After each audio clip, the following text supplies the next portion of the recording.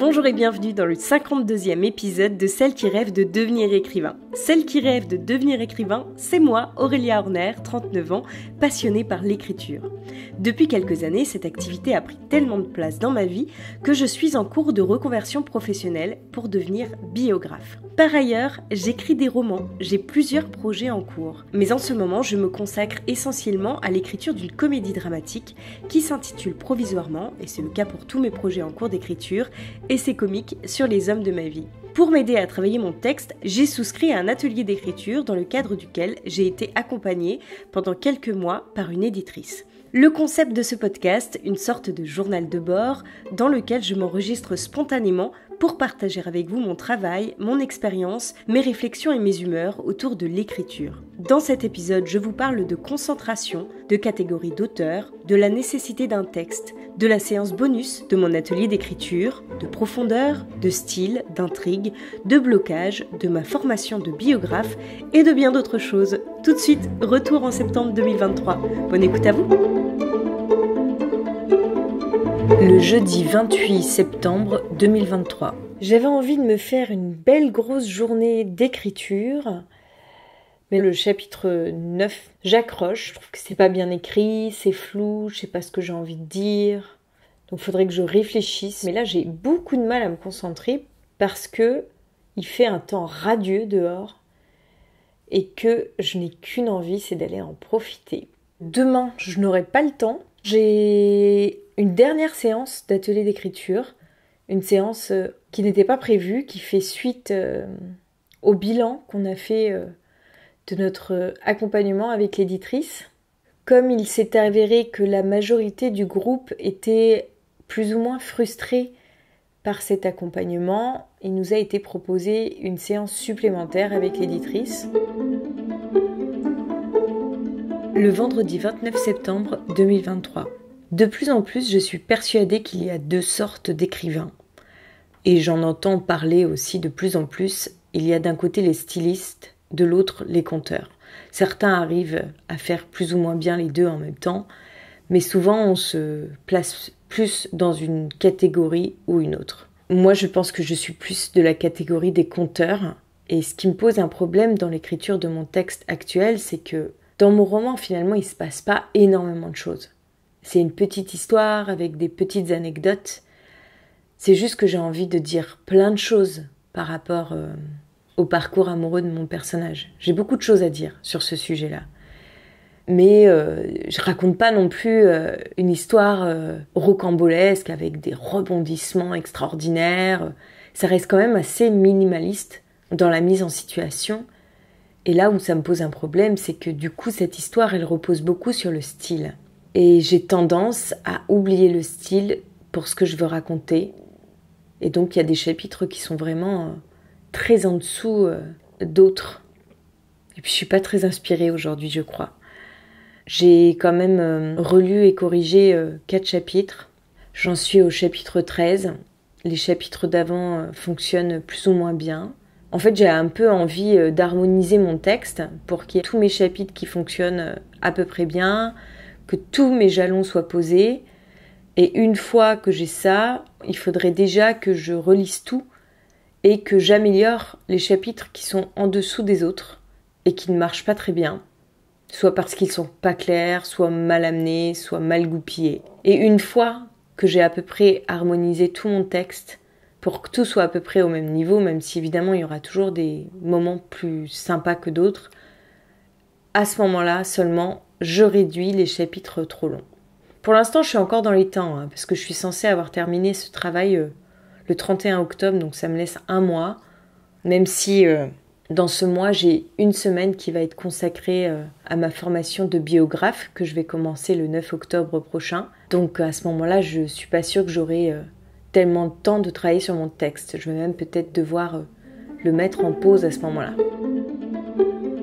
On vient d'avoir notre séance bonus d'atelier d'écriture avec l'éditrice.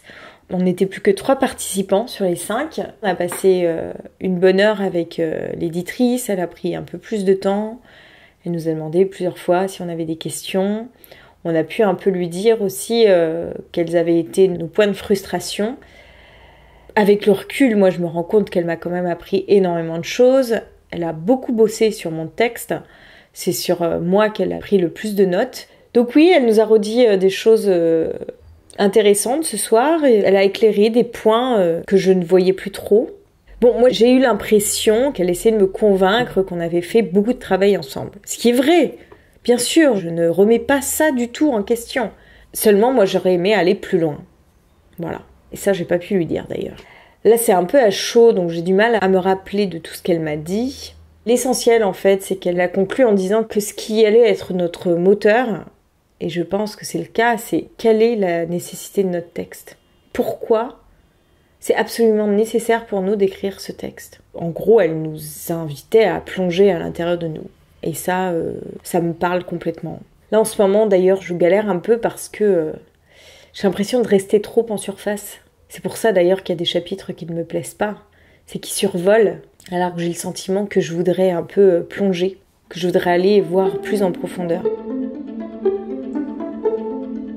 Le mardi 3 octobre 2023. En ce moment, j'ai pas beaucoup le temps de travailler sur mon texte, parce que j'ai plein d'autres choses à côté qui interfèrent avec mon écriture. Et puis d'un autre côté, je suis un peu bloquée. J'ai du mal à être positive sur ce que j'ai écrit, je me sens un peu perdue, j'ai l'impression que j'ai des fils narratifs qui sont pas creusés, des personnages qui manquent un peu de fond. Et j'ai l'impression que j'ai encore un travail énorme devant moi avant d'arriver à quelque chose qui tienne la route. D'autant plus depuis mon dernier atelier d'écriture. Je pense qu'il m'a un peu dépitée, déprimée, c'est que je parlais de la promesse de l'aube de Romain Gary. Je fais, en fait, il n'y a pas vraiment de mise en situation dans ce livre. Il incarne pas trop son récit. C'est plus celui qui raconte un peu des expériences de vie, partage des anecdotes.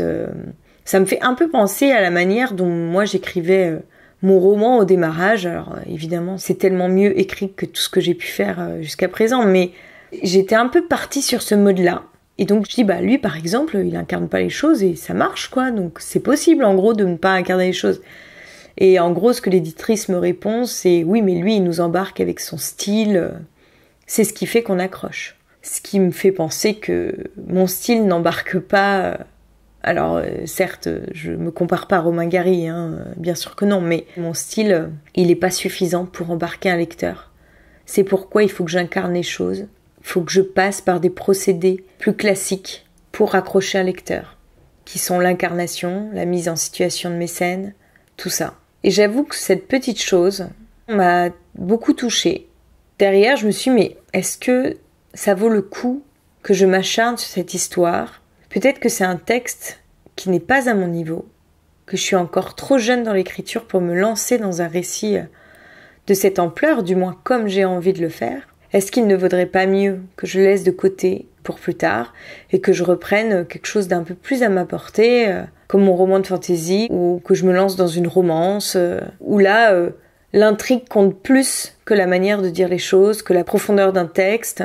Peut-être qu'il faudrait d'abord que je commence par travailler sur l'intrigue avant de m'attaquer à des paramètres beaucoup plus complexes de l'écriture, qui sont travailler la profondeur de son texte, la recherche du style, travailler la qualité d'un texte qui va au-delà de l'intrigue et de la caractérisation de personnages.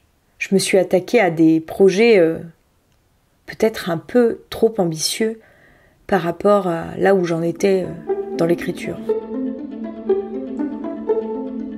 Le mercredi 4 octobre 2023, je continue à travailler sur l'essai comique. Je suis un peu moins désespérée sur ce texte aujourd'hui, en tous les cas, ce qui n'est pas le cas de la plupart du temps. Ça travaille beaucoup, je pense, en arrière-plan. Je me suis rendu compte, par exemple, que j'avais du mal à tenir certains de mes fils, qu'il y avait des personnages dont les réactions n'étaient pas forcément logiques par rapport à ce qui se passe précédemment, qu'il a fallu que je creuse.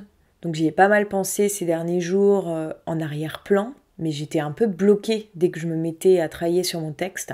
Et là, ce matin, il y a quelque chose qui s'est débloqué. J'ai repris un chapitre, le chapitre 10. Je l'avais ajouté assez récemment, mais depuis que je l'ai ajouté, je me demande s'il a vraiment sa place dans le roman. Donc j'ai essayé d'analyser pourquoi je me posais cette question et pourquoi j'y tenais, pourquoi je voulais le laisser. Et la conclusion de cette réflexion, c'est que, en effet, il est peut-être pas indispensable, donc je l'ai retiré. Je l'ai pas supprimé, je l'ai mis dans un document à part. Si jamais je veux le remettre, je pourrais le retrouver. Du coup, ça raccourcit mon texte, ce qui n'est pas plus mal. Parce qu'en fait, dans ce chapitre, je présente un nouveau personnage auquel j'hésite à laisser prendre plus de place. Parce que ça me demande de travailler une ligne narrative supplémentaire, alors que j'ai déjà tant à faire sur les personnages que j'ai déjà. Je vais peut-être pas me rajouter du travail en plus. Donc pour le moment, je laisse de côté ce personnage. Il va plutôt venir en filigrane, vraiment très très en arrière-plan, plus comme un figurant qu'un personnage secondaire. Et on verra si au fur et à mesure du temps, il prend plus de place. Dans le chapitre que je viens de retravailler, j'avais un passage dans lequel je reportais un échange qui avait lieu entre la mère et sa fille. Et plutôt que d'écrire tout le dialogue, histoire de synthétiser les choses parce que ce n'était pas le sujet du passage et que j'avais besoin d'aller à l'essentiel, je reportais leurs échanges dans un mini-paragraphe. Et je me suis dit, pour que je comprenne mieux ce qui se passe entre elles, que je pouvais l'écrire ce dialogue, pour moi. C'est ce que j'ai fait. Et grâce à cet exercice, ça m'a permis de faire jaillir des choses que je n'avais pas du tout anticipées, et qui font de cette scène quelque chose de beaucoup plus approfondi. Je suis très contente du résultat, ce qui fait que j'ai pu modifier un petit peu tout ce passage. J'ai pas ajouté le dialogue que j'ai écrit, ça c'était pour moi, pour vraiment bien comprendre la psychologie de chacun de mes personnages, qu'est-ce qui a pu être dit à ce moment-là, pour vraiment retirer l'essence et l'instiller dans mon texte, ce qui fait que j'ai l'impression d'aller beaucoup plus à l'essentiel, à présent, et de mettre en avant de nouvelles choses qui me permettent non seulement d'approfondir mon propos, mais en plus de tenir mes fils et d'approfondir aussi mes personnages. Ça a réglé plein de problèmes.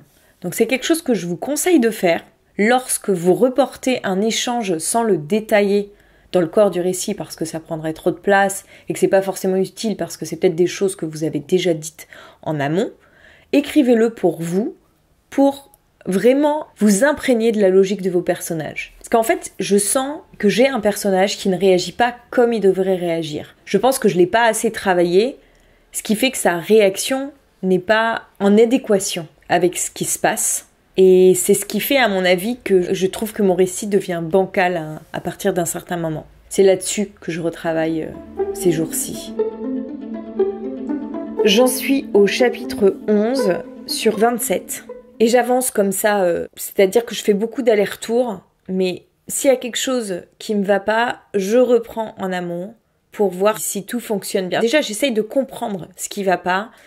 Une fois que je comprends, souvent, ça m'oblige à revenir un petit peu en arrière. Ces derniers jours, j'étais sur le chapitre 14, et là, vous voyez, je suis repartie au chapitre 9, parce que dès le chapitre 9, il y avait déjà des choses qui ne marchaient pas. Donc, en reprenant mon chapitre 9, j'ai repris le chapitre 10, et là, j'arrive au chapitre 11.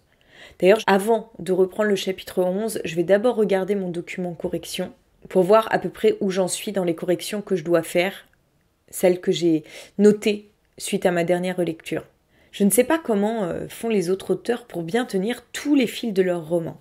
Parce que non seulement il s'agit de tenir le fil de l'intrigue principale, mais aussi tous les fils d'intrigue secondaires, les personnages principaux et secondaires, comment ils continuent à évoluer, comment ils se rattachent à l'incident déclencheur, qui a un peu plus ou moins impacté tout le monde, comment l'histoire, elle avance, rester logique par rapport aux réactions de chacun et chacune, faire bien marcher tout le domaine des sensations, des 5 sens pour mes descriptions, pour bien ancrer mes scènes dans une réalité que le lecteur pourra se représenter plus facilement. Ensuite, il y a aussi la langue, le style, être clair dans mes idées, creuser mon propos.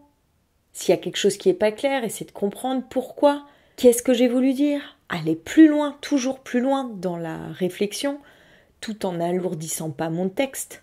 Et puis il faut aussi toujours penser au contexte, aux descriptions des lieux, l'époque. Il y a quand même une quantité de choses monstrueuses et j'ai l'impression que je suis obligée de travailler par couches. D'abord, je me concentre sur mon intrigue. Ensuite, j'approfondis en travaillant mes différents personnages. Quand je dis que je me base sur mon intrigue en fait, elle se base sur mon personnage principal. Lui, je le tiens plutôt bien.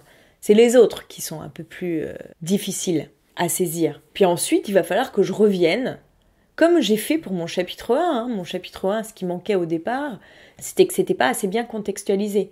Quelle était cette école dans laquelle était mon personnage, quelle était l'époque à laquelle se passait l'histoire. Donc je mets plein d'indices comme ça lors des premiers chapitres, et puis après j'oublie ce côté-là parce que je l'ai pas travaillé, et que pour le moment c'est pas ma priorité, mais je pense qu'il va bien falloir que j'y revienne. Alors peut-être que ça, c'est quelque chose qui va venir au fur et à mesure de mon travail d'écriture. Il y a des choses qui vont devenir instinctives dès le premier jet, mais pour le moment, faut que je repasse plusieurs fois sur le texte pour ajouter toutes ces couches et ces sous-couches auxquelles je ne pense pas dès le premier jet, parce que ça ne m'est pas naturel. Mon esprit, il est trop étroit pour accueillir toutes ces choses en même temps. Lorsqu'à la dernière journée des auteurs, la correctrice-relectrice expliquait son travail en nous disant qu'elle ne faisait qu'une lecture de chaque texte, alors certes une lecture qui lui prenait du temps, et qu'elle nous détaillait tout ce à quoi elle devait penser lors de cette seule et unique lecture, j'étais sacrément impressionnée. Je me demande comment c'est possible de penser à tout ça en même temps. Et c'est exactement la même chose pour un auteur. Comment on fait pour penser à tout ça en même temps ? J'espère qu'avec l'expérience et la maturité, c'est quelque chose qui devient plus simple. En enregistrant le chapitre 11, j'ai pu faire quelques corrections. J'ai notamment décidé de supprimer tout le démarrage du passage parce que finalement la scène, elle commence un peu plus tard. Ça, c'était un peu pour me donner le premier élan pour pouvoir l'écrire. Donc ça m'a permis de retirer 600 signes, ce qui est pas mal. Bon, il me reste quand même encore 2000 en trop, mais bon. Je m'en occuperai à partir du moment où je me lancerai dans la réduction de mon texte. Ça viendra en second temps, une fois que j'aurai posé vraiment tous mes jalons et que mon roman tiendra la route. Pour l'instant, il est encore un peu trop bancal pour que je m'attaque à la réduction. Je suis en train de monter le podcast, l'épisode 36, me semble-t-il, dans lequel je parle évidemment de mon atelier d'écriture, de l'accompagnement avec l'éditrice. Et ça m'a rappelé quelque chose que j'avais envie de partager avec vous, c'est-à-dire que si jamais vous faites appel à ce type de service, notamment là où moi je suis allée, faut bien se renseigner quand même sur les accompagnants. Qu'est-ce que vous attendez d'un accompagnant ? Posez des questions par rapport à ce que chaque accompagnant peut vous proposer.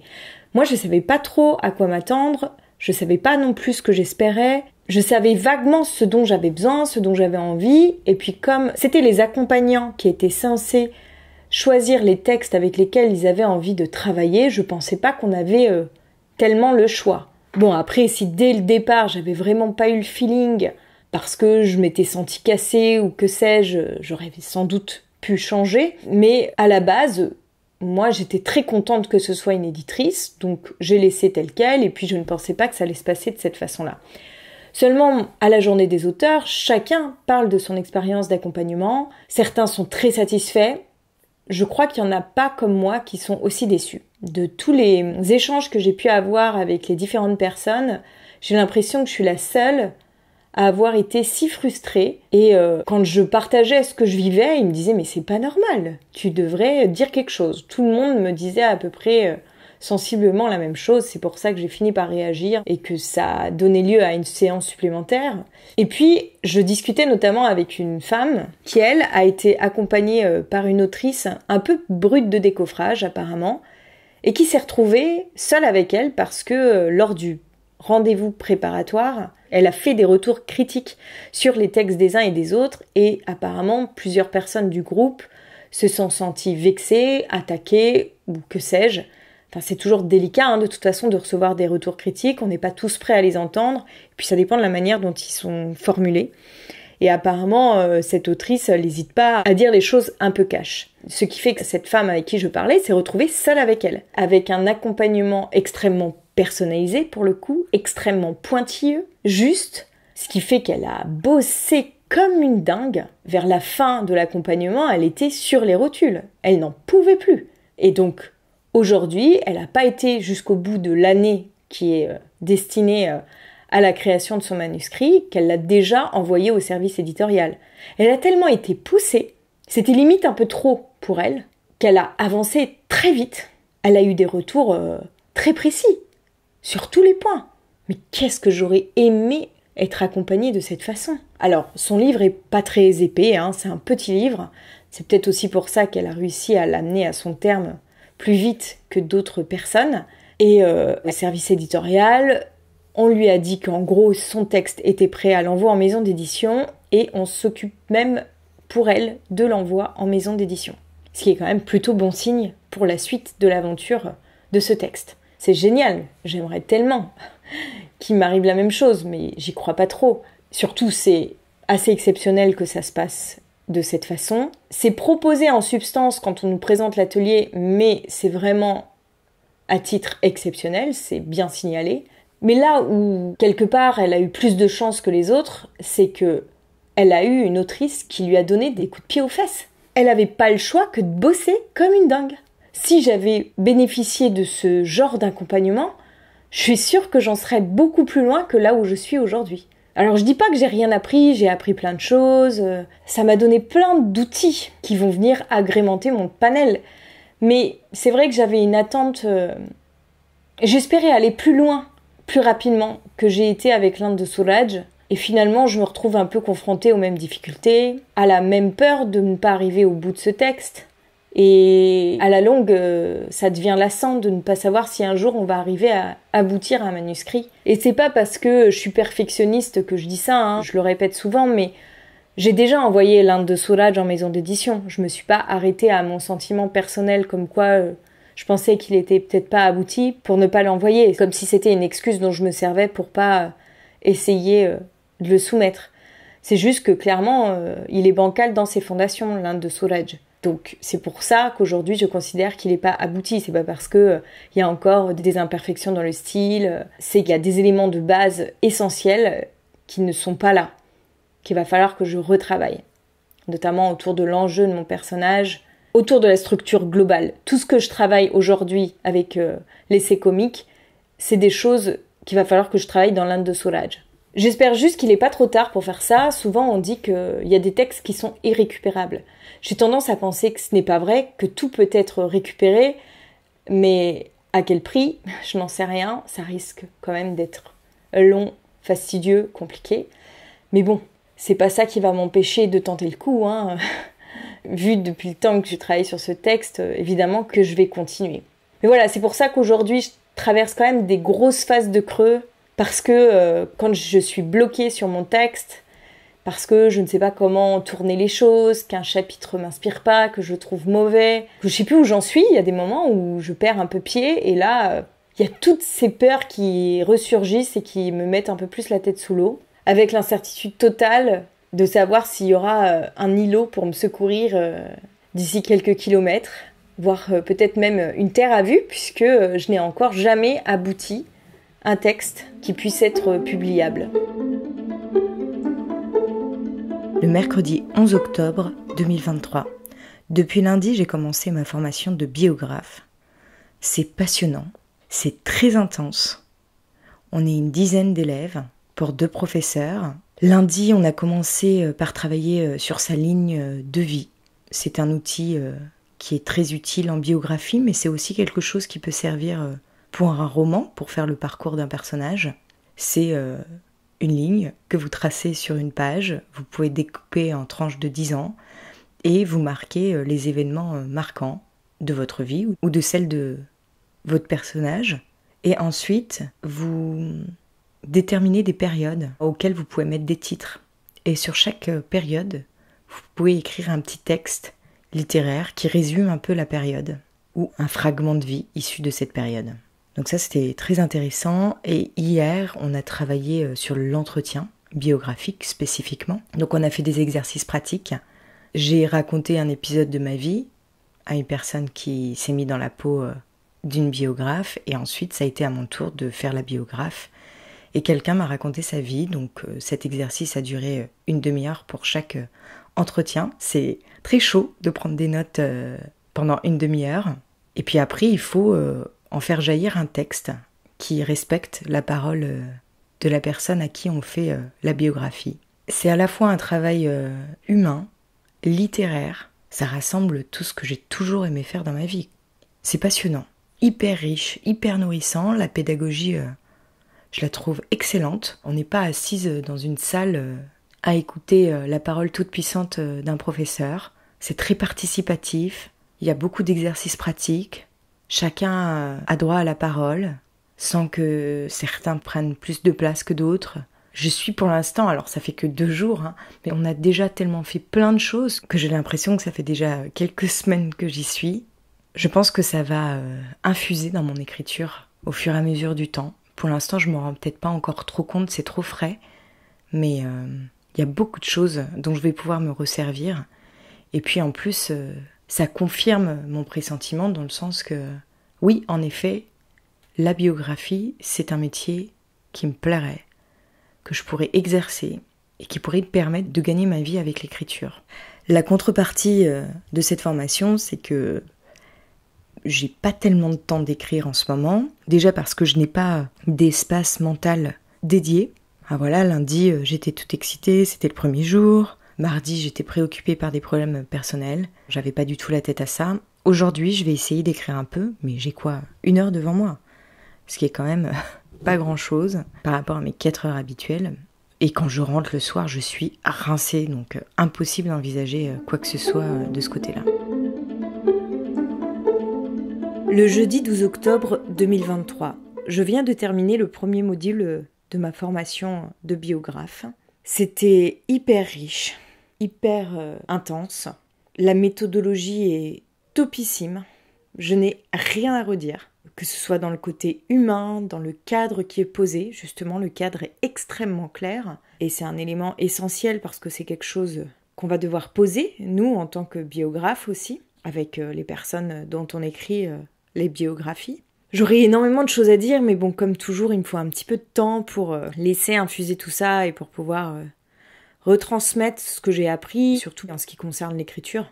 En tous les cas, j'ai le sentiment qu'avec ce métier, je pourrais vivre de l'écriture. Alors pas de la façon dont j'aime le plus la pratiquer, qui est l'écriture créative, mais la biographie, ou le rôle de biographe, on va dire plutôt, rassemble tout ce que j'aime dans la vie. J'aime beaucoup la relation humaine, j'aime les parcours de vie, on travaille beaucoup avec l'émotion, la psychologie. Il y a toute la sphère émotive dans laquelle je me sens quand même très à l'aise, avec une certaine sensibilité. Puis il y a aussi évidemment l'aspect écriture. Enfin, j'ai vraiment l'impression que c'est un métier au-delà de l'écriture elle-même qui pourrait me correspondre entièrement. J'ai vraiment le sentiment d'être à ma place. D'avoir non seulement les compétences techniques, mais aussi les compétences psychologiques. Alors bien sûr, il y a peut-être des petites choses, enfin pas forcément des petites d'ailleurs, mais des choses sur lesquelles il va falloir que je travaille. Mais la base est là.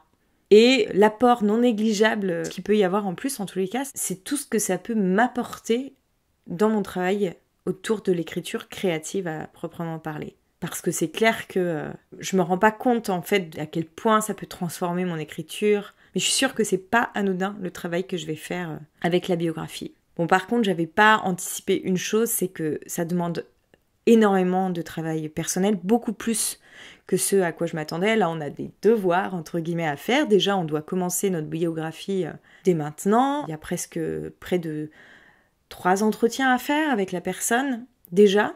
Il y a toujours un entretien préalable, où on pose un peu les bases avec la personne de qui on va faire la biographie.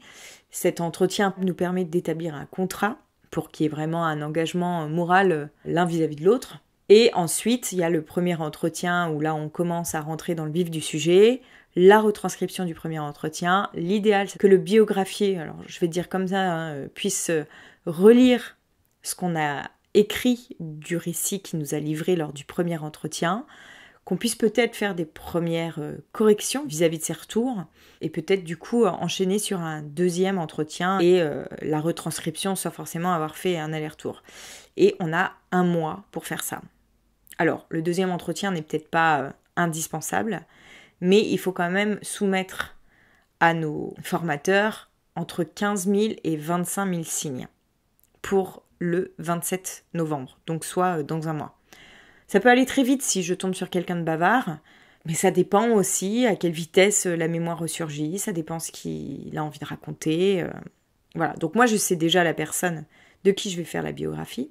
Donc ça, c'est la première chose qu'on doit faire. Ensuite, on aura 2 semaines pour lire au moins 2 biographies de nos camarades, mais le mieux c'est de toutes les lire. On est quand même 9 voire 10 dans notre groupe parce qu'il y a une personne, on ne sait pas si elle va pouvoir rester ou pas, donc on fait quand même du texte.